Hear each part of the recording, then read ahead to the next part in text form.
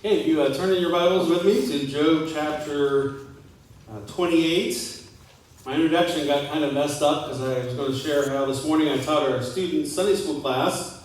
We talked about wisdom and its importance. Instead, we talked about the importance of removing water and furniture and getting fans circulating to dry up that water.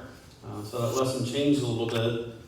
We were going to look at Solomon. I mean, he's probably the first person often think about the Bible, about wisdom. And, it's interesting, God went to him and said, Solomon, you can ask for anything you want. And he asked for wisdom. I was like, wow, that's just incredible. How did he come up with that? And then one time I was reading through Proverbs, and Solomon wrote a lot of Proverbs. And in Proverbs 4, he says, when I was a young boy, my father, who would be King David, said, if it costs you everything you have, get wisdom.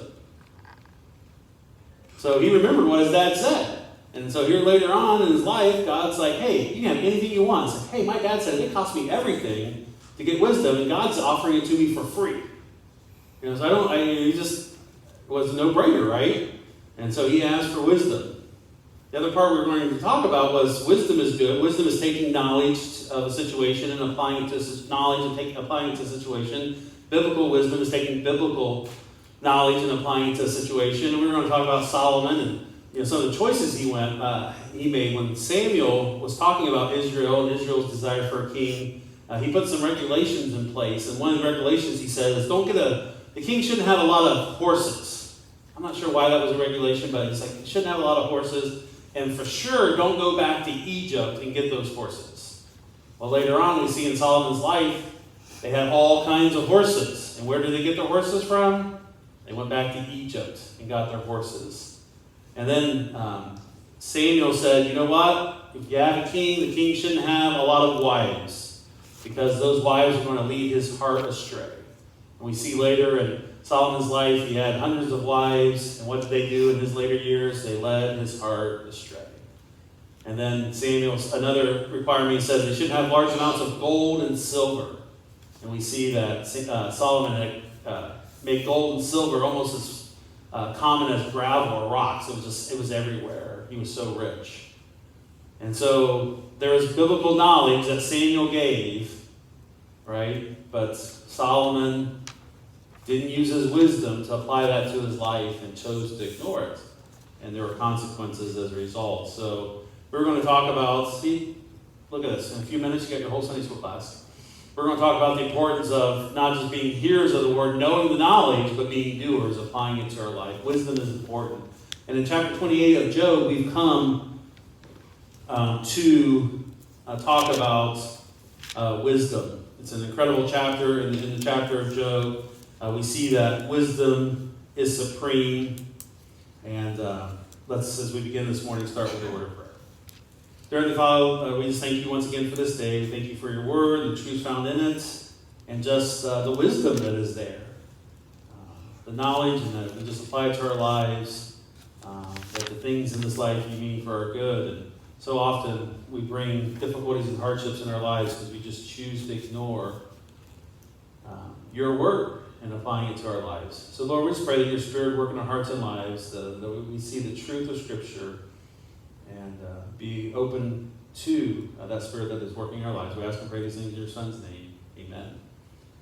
First title we have there is Men's Inability to Discover God's Wisdom.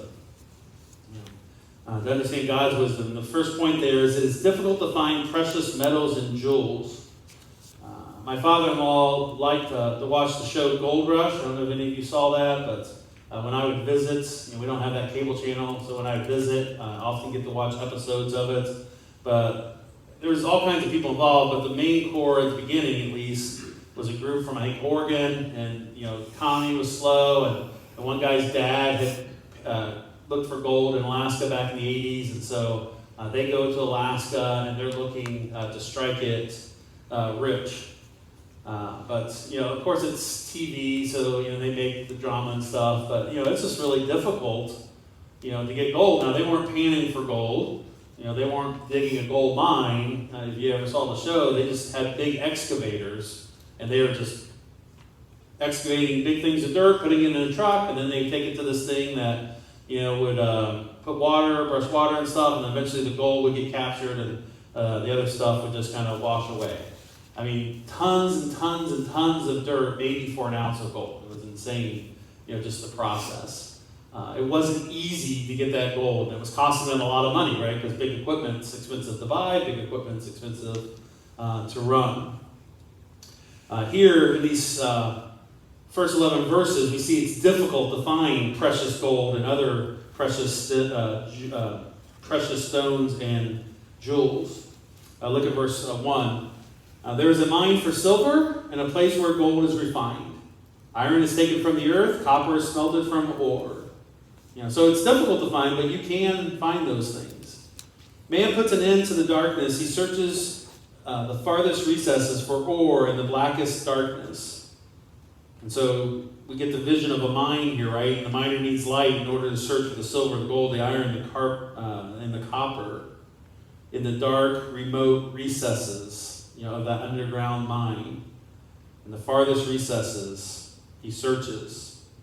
Verse 4, far from where the people dwell, he cuts a shaft. In places forgotten by the foot of man, far away from man, he dangles and sways. So they're putting a shaft in, just like a lot of modern miners do today. Now, growing up, I have relatives from Kentucky, and my great-grandmother owned some land, and they strip mined it, right? So they take off all the dirt, and then there's the coal, and then they get the coal, and then they put all the dirt back and plant it with seeds and trees. So as a kid, it was cool because the tires, were bigger than you were. They're 5 or 6 foot tires on those big dump trucks. I had an uncle, it'd be my mom's uncle, so whatever that is, great uncle to me. Now he owned some land that was a mountain, and they were getting coal out of it by just putting a 6 foot, going 6 foot high and going wide. So they're just taking the vein of that coal, and they just had machinery, and so it wasn't like what I would call a traditional mine. They just had a vein, they were going 6 foot deep, and getting that whole vein of coal, and he was getting paid for the mineral rights of it. So there's different ways, to mine today and stuff, but we still use shafts. All of it takes a lot of effort to get something that we feel is precious. The earth from verse 4, far from where people dwell, he cuts a shaft, in places forgotten by the foot of man, far from the men he dangles and sways. The earth from which food comes is transformed below as by fire. Sapphires come from its rocks, and its dust continue nuggets of gold. No bird of prey knows that hidden path. No falcon eye has seen it.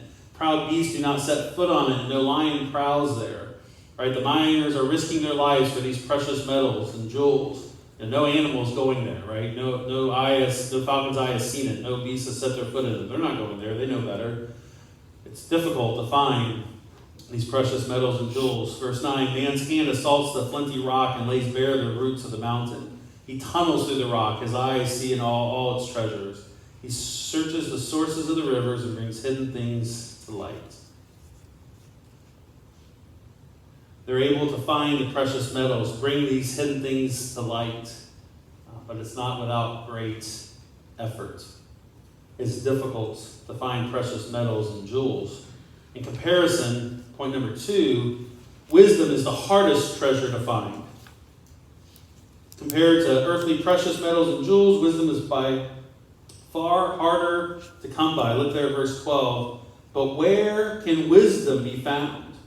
Where does understanding dwell? Back at verse 1, there's a mine for silver, there's a place where gold is refined, iron is taken from the earth, copper is smelted from ore. We can find all those things. But Job is like, but where's wisdom? Where can we find it? Where does understanding dwell? And even if you wanted God's wisdom, you desired it, where could you find it? Look at verse 13. Man does not comprehend its worth. It cannot be found in the land of the living. So wisdom can't be found in the land of the living. Seems like it's going to be hard to find. Verse 14, the deep says, it's not in me. The sea says, it's not with me. So you go looking for it at the depths of the sea. No, God's wisdom is not there. Next we see, even if you're wealthy, wisdom can't be bought. Verse 15, it cannot be bought with the finest gold, nor can its price be weighed in silver. It cannot be bought with gold of Ophir, with precious onyx and sapphires. Neither gold nor crystal can compare with it, nor can it be had for jewels of gold. So even if you had all the money in the world, or lots of money, you could not buy God's wisdom. It's not for sale. And then we see finally, earthly riches, you don't compare to wisdom. Verse 18, coral and jasper are not worthy of mention. The price of wisdom is beyond rubies. The topaz of Cush cannot compare with it. It cannot be bought with pure gold. God's wisdom is not of this world. It can't be found or discovered. It can't be bought for a certain price. When someone says, oftentimes someone says, well, that's not for sale. What is the reply of someone that has a lot of money? Well, everything has its price, right? It's like, oh yeah, my car, that's not for sale. I'll give you $100,000 for it. It's for sale, right? So everything has a price. Actually, my truck, you give me, anyway. Yeah. Anyway, that's true wisdom is not for sale. Wisdom that comes from God. And wisdom is the hardest treasure to find. The third thing we see in man's inability to discover God's wisdom is that wisdom ultimately can only be found in the Lord. Look at verse 20. Where then does wisdom come from? Where does understanding dwell? It is hidden from the eyes of every living thing, concealed even from the birds of the air. Destruction and death say only a rumor of it has reached our ears. And then in verse 23 we see wisdom can only be found in the Lord. God understands the way to it, and he alone knows where it dwells. God alone knows where wisdom dwells because the Lord alone can see the ends of the earth and see everything under the heavens. The verse 24. For he views the ends of the earth and he sees everything under the heavens. Wisdom can only be found in the Lord because God appraised it, he confirmed it, he tested it. That's what we see in the next three verses. When he established the force of the wind and measured out the waters, when he made a decree for the rain and the path for the thunderstorm, then he looked at wisdom, appraised it, confirmed it, and tested it. So when God was in the midst of creation and set the force of the wind on earth, when he measured out the amount of water the earth was to receive, when God made a decree for the rain and the course of the thunderstorms would take, God simultaneously looked at wisdom. He confirmed it. He tested it. And it was God who ultimately says to man in verse 28, he says to man, the fear of the Lord, that is wisdom, and to shun evil is understanding. We have an inability to discover completely God's wisdom. It's not that we can't have wisdom at all, but God's wisdom is difficult, impossible to understand unless we go through God himself. Next thing I want to look at is the fearing the Lord is wisdom. Verse 28 says, the fear of the Lord, that is wisdom. And we know from Proverbs 1:7 that the fear of the Lord is the beginning of knowledge, but fools despise wisdom and discipline. And if we want to have if we want to have wisdom, we need to fear God. And here in Job, it's just stated a little bit differently. It says the fear of the Lord, that is wisdom. Right? If you're a person who fears the Lord, has that reverential awe for him, willing to hear his word and obey his word, that is being wise. So if you want to know, how can I be considered wise? Fear the Lord. That is wisdom. So I want to look at kind of the negative, first of all, and I found this in one of the commentaries. I thought it was well stated. Fearing the Lord means to take him seriously, as opposed to thinking him, first of all, detached, and therefore to be ignored. Right? So fearing the Lord is opposite of that, thinking that he's detached and therefore we should be ignored. So this is the negative statements. And you may know some people in this category. Right? God's not a part of my life. He may exist, but I don't really have any connection with him, so to speak. And so I ignore him. For me, it's kind of like the president or the presidential candidate that makes these promises of how they have this wonderful plan that's going to benefit me. I'm like, that's interesting. Because in all my life, I've never met a president. In all my life, I've never met a presidential candidate. in all my life, they haven't called me, they haven't texted me, they haven't emailed me asking me, hey, what's best for you, Matthew Oliver? They've never done it. And so how can they say they're in the White House or on the campaign trail, I'm going to do something that's best for you? Because they don't know what's best for me, because we've never had that discussion. They're out there. They're detached from me. And so it's easy for me to realize that those campaign promises really aren't going to probably come true and to ignore them. But people treat God that same way, right? Well, he's just out there, never felt a close personal relationship with him. I'm detached from him, so I'm just going to ignore God and the things that he says I should do. Fearing the Lord is wisdom.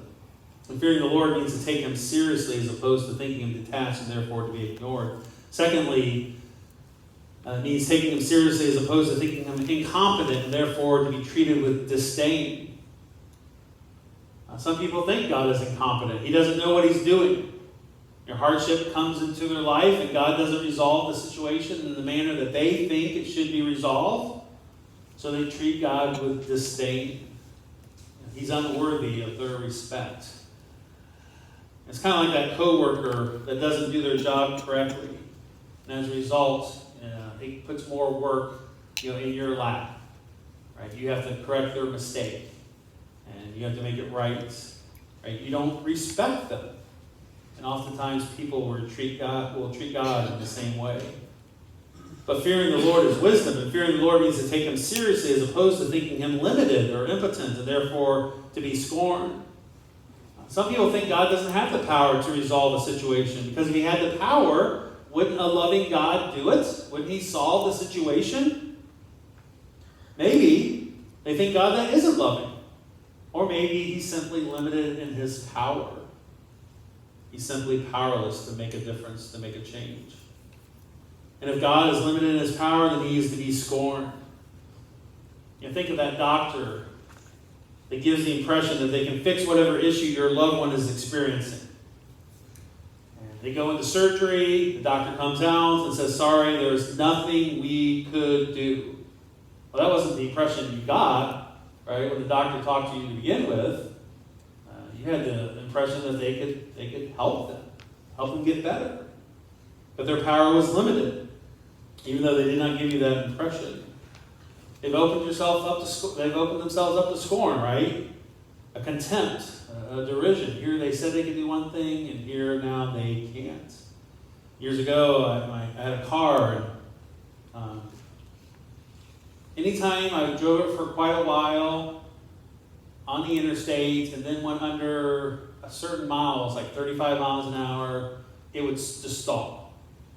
And if I started it the first try back, I was good. If not, it was going to take some time. And I remember things you remember. I can't remember the important things I need to know this week. But I can remember just being north of Bluffton. And back then, when they worked on the interstate, 2 lanes always went to 1, right? Nowadays, a lot of times they try to keep 2 lanes open, which is great.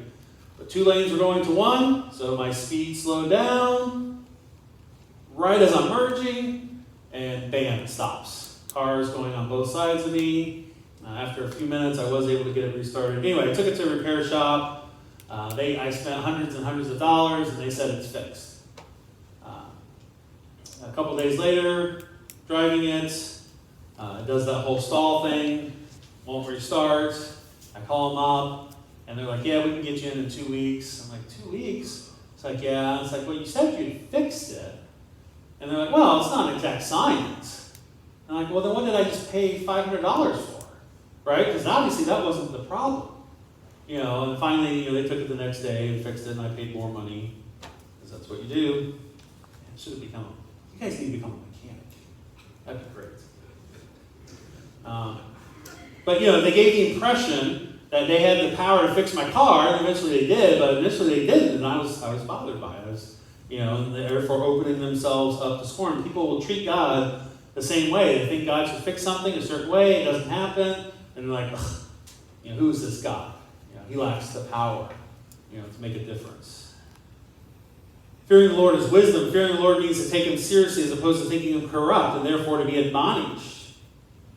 You may know someone who thinks God must be maybe some evil puppet master, right? Willing to do bad things, or in order to somehow make him come across looking better than he should, or somehow gain something he doesn't deserve, and therefore God needs to be admonished by us. He needs to straighten up, fly right. Fearing the Lord means to take him seriously and not think that he is corrupt, right? Because he's not. Right? He is sinless. He is perfect. He can't be corrupt. Now, there are corrupt people out there, corrupt politicians, corrupt little elite treasurers. It's amazing. It seems like a couple times a year, these little organizations, the treasurer was embezzling the money from them. Corrupt investors. There's a show I love. I have a hard time not watching it when I come across it. It's called American Greed. There's 20-something seasons of it, if that says anything about America.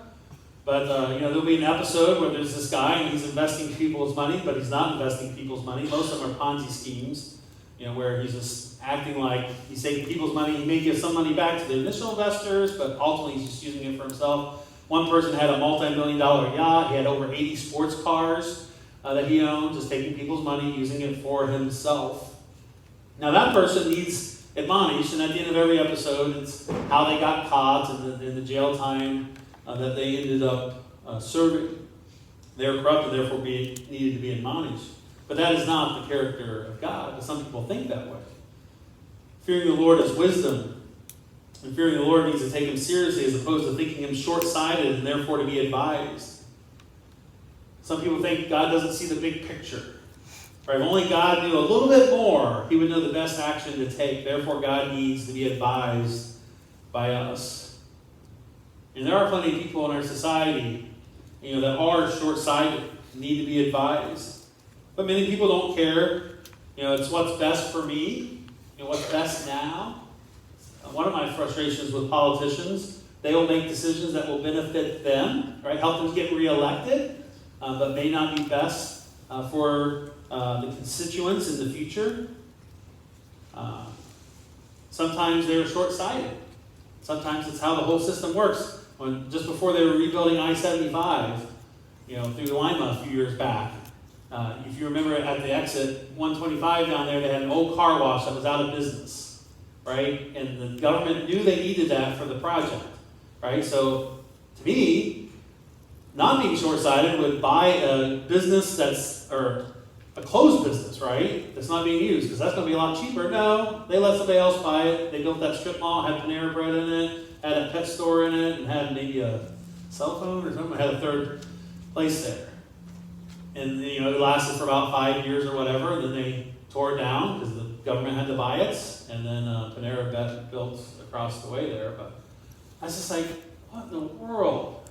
But the thing was, I talked with one of the ODOT people, and he's like, well, we just didn't have any money appropriated for that. I'm like, how short-sighted is that? You're going to build.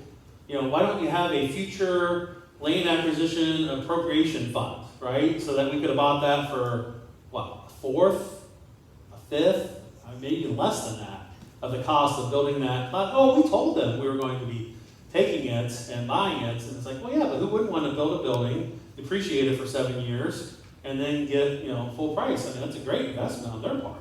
But it's just a waste of things. Anyway, short-sightedness, sorry, got a little sidetracked there. I haven't been doing that for a while, so that's good. Maybe not good. God sees the whole picture. He doesn't need any advice from us. He's not short-sighted at all. And fearing the Lord is wisdom. And fearing the Lord means to take him seriously as opposed to thinking him petty and therefore to be resented. Some people think God is too concerned with things that are of little importance or trivial. And because of his pettiness, he needs to be resented. I shared this last year, driving my wife's van. I got pulled over in Sandusky, Ohio, coming from my brother-in-law's. It was later on a Saturday evening. And he says, you don't have your county sticker on your license plate? And I was like, I'm sure I do. Let me get out and we'll just look at it together. Oh, no, don't get out of your vehicle. Or whatever. So he wrote me a warning or something, ticket, and things. I get home, and there on the license plate, it says Allen, which, if you don't know, is the county we live in. So what he meant was we didn't have the little O2, which stands for O2 is Allen is the second county. Adams is number 1, Allen is number 2. So we didn't have the O2 sticker. So he couldn't look at that and read Allen and know we were from Allen County. He needed to see the number 2. so that he could know we were from Allen County. In fact, I look back, and so like 7 years ago, we went to the numbering system. That's how old the license plate is on my wife's van. So every time it's like, you want to buy new license plates for $35? No, I don't want to buy new license plates for $35. Anyway, but now, good news is, this year they went back to the number system, and actually on my van, I have numbers and the county. So hopefully whatever police officer pulls me over in the future, between those two, they can figure out which county I live in. They went back to the name. Yeah, they have gone back to the name from the number. So for about 7 years, they did just the number. Now they've gone back to putting the full name on license plates. Anyway, that was really petty. I mean, I'm sure what he was looking for, up at the lake, summertime, let me pull him over for something and see if he's drunk, right? And I can get him for that. But, there's just some resentment there, right? It's like, what in the world? Why did I get pulled over? But God is not petty, right? He doesn't do petty things. And fearing the Lord means we need to take him seriously. So I want to spend the rest of our time this morning together to kind of look at the positive, right? We've been looking at the negative. Fearing the Lord, the wisdom, means to take him seriously as opposed to thinking him these negative things. I want to look at it positively. And what do we do in life when life goes terribly wrong? How do we make sense of God, the world, and our experience? Ultimate godly wisdom will evade us because we are not God. But God has made us a wise course of action that is available to us as we fear him, as we submit to his wisdom, and as we turn aside from evil. So that's what he says. He says to man, verse 28, the fear of the Lord, that is wisdom, and to shun evil is understanding. So we're not going to find that ultimate wisdom, God's wisdom, because that's unattainable to us because God is God and we are not. But we can still have godly wisdom and biblical wisdom and live our lives in a way, even when they go terribly wrong, in a way that brings honor and glory to him. So that path to wisdom. First, trust God rather than to blame him or make demands of him for expectations. Trust God rather than to blame him or make demands of him for explanations, not expectations. And this can be difficult to do, right? To trust God. We often say that we trust God, but our words and actions say otherwise. Here's a quote from John Walton. It says, we express our fear of the Lord when we trust him with our circumstances, as uncomfortable or confusing as they may be. We trust him enough to accept there need not be an explanation. We trust that his just nature is unassailable, even though there is no identifiable justice in the circumstances in which we find ourselves. We trust that he has set up the system in the very best, meaning wisest way possible, even when we are suffering the consequences of a system that is broken by the fall. We trust his love for us, and we trust that even in our difficulties, he can show his love and strengthen us through the trials. And it's easily said, but it's difficult to do. But we need to trust God. And rather than to point fingers, rather than to blame him, rather than demand an explanation, God, why did this happen? I don't get it. I deserve an explanation from you. We need just to pause and simply trust. As the children's song goes, trust and obey, for there is no other way to be happy in Jesus but to trust and obey. We also need to, secondly, trust God for strength to endure. Hardships are hard. Difficulties are difficult. We need strength to endure. And we need to trust that God will give us that strength that we need to endure whatever difficulty or hardship we may be facing. Listen to these words from 2 Corinthians 12, verse 9, 10, and 11. But he said to me, my grace is sufficient for you, for my power is made perfect in weakness. Therefore I will boast all the more gladly about my weaknesses, so that Christ's power may rest on me. That is why, for Christ's sake, I delight in weakness, in insults, in hardships. This is what Paul is saying. Is this what we would say? That is why, for Christ's sake, I delight in weakness, in insults, in hardships, in persecutions, in difficulties. For when I am weak, then I am strong. God's power is made perfect in our weakness. And we need to trust God for that strength to endure. Third, don't expect it all to make sense. And we get in trouble when we try to understand an infinite God with our finite minds. It's impossible to be able to do that. There's a parable that's told. This isn't a parable from the Bible. You may have heard it about before. There's a group of blind men, and they're told about this animal, and none of them had experienced this animal before, and it was an elephant, and it was coming to town, and they decided, let's go inspect it. The only way they couldn't see, so the best way to inspect it would be for touch it with their hands. So the first man, his hand lands on the elephant's trunk. And so he describes the elephant as a really big, thick snake. The second man, his hand lands on the ears, and he says, man, this animal, it's kind of like a giant fan, that you can use to cool yourself. The third man described the elephant when he landed on its leg and says, the elephant, that animal, it's like a tree trunk. The fourth man, his hand landed on the side of the elephant and said, the elephant, the way I describe an elephant, it's a wall, right? Fifth man, his hand lands on the tail. I was like, the elephant's like a rope.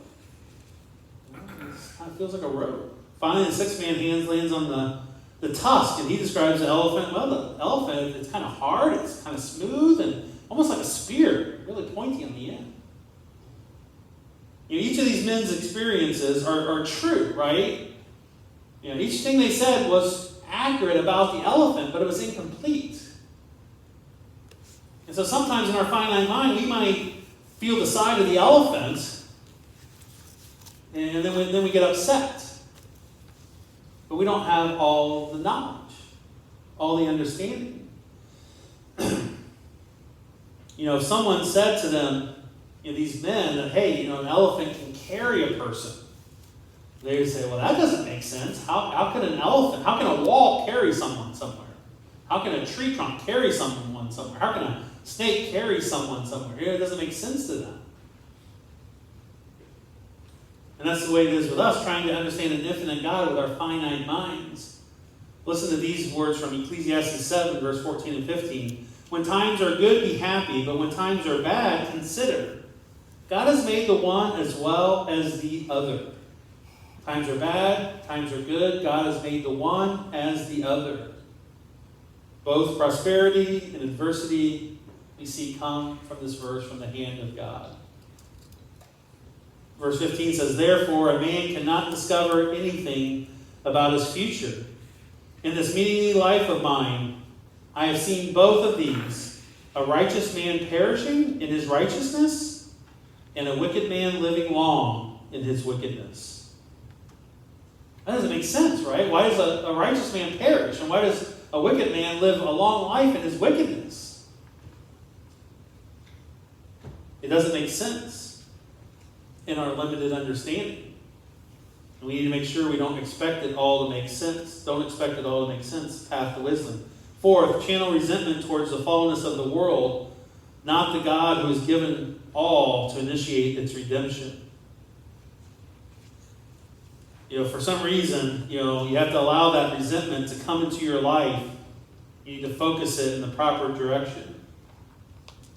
Bad things often, not always, we see this with Job, but often happen because we live in a system that is broken by the fall. And it just doesn't affect us as humans, it affects all of creation. Romans chapter 8, which was the chapter Mike was reading to his mom as she passed away last night into eternity. Romans 8:18 says this, I consider that our present sufferings are not worth comparing with the glory that will be revealed in us. The creation waits in eager expectation for the sons of God to be revealed.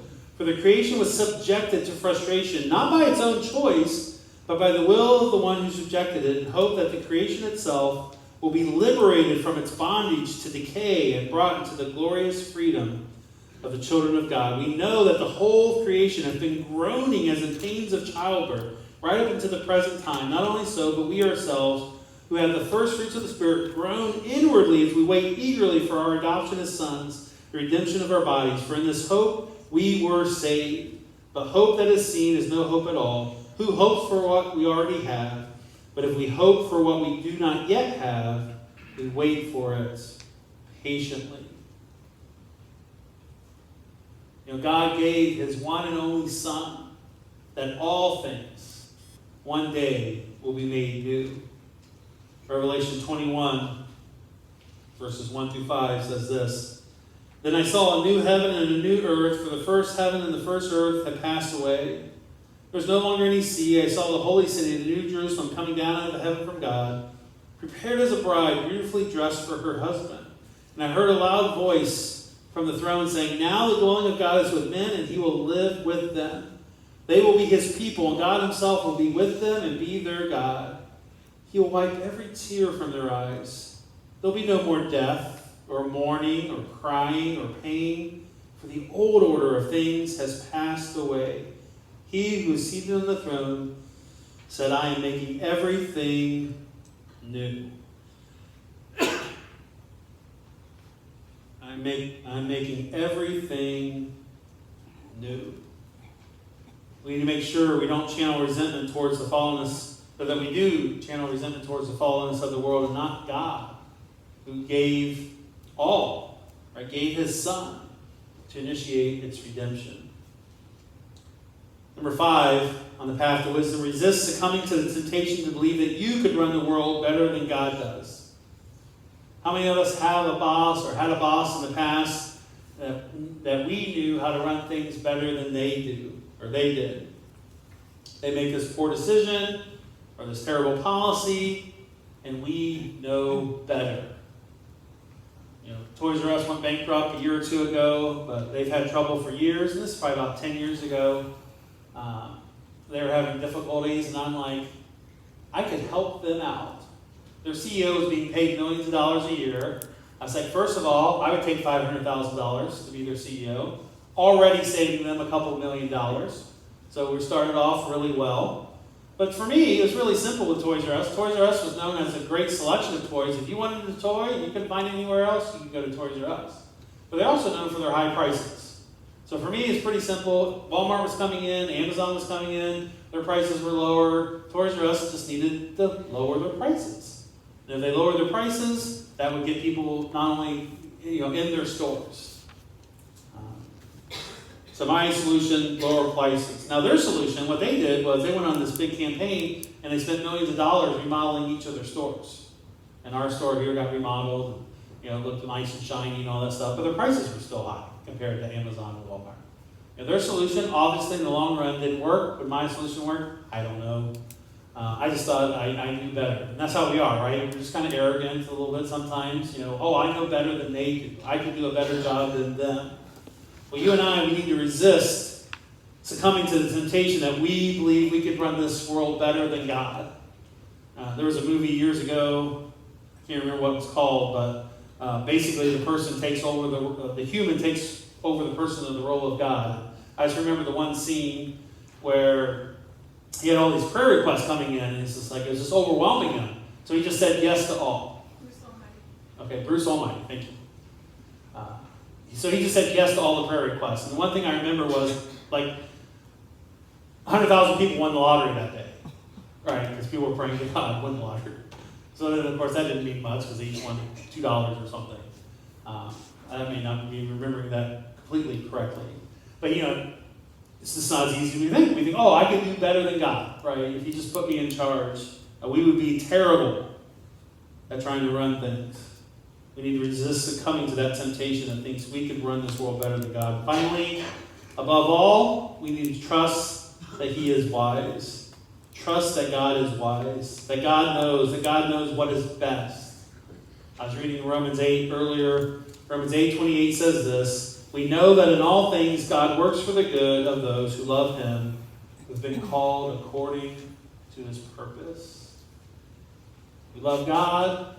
We just need to trust that He is wise, and things will work out for the best. Let's close the word prayer. Dear Heavenly Father, we just thank You once again for the wisdom of Scripture, the wisdom of your word. Lord, may we be ones who are able to trust in you, knowing that you are God, knowing that you have that ultimate wisdom that is beyond anything we could ever think or comprehend. Help us not just to say that we believe it, but Lord, help us to be people this week that live it out in our lives. We ask and pray these things in your Son's name. Amen.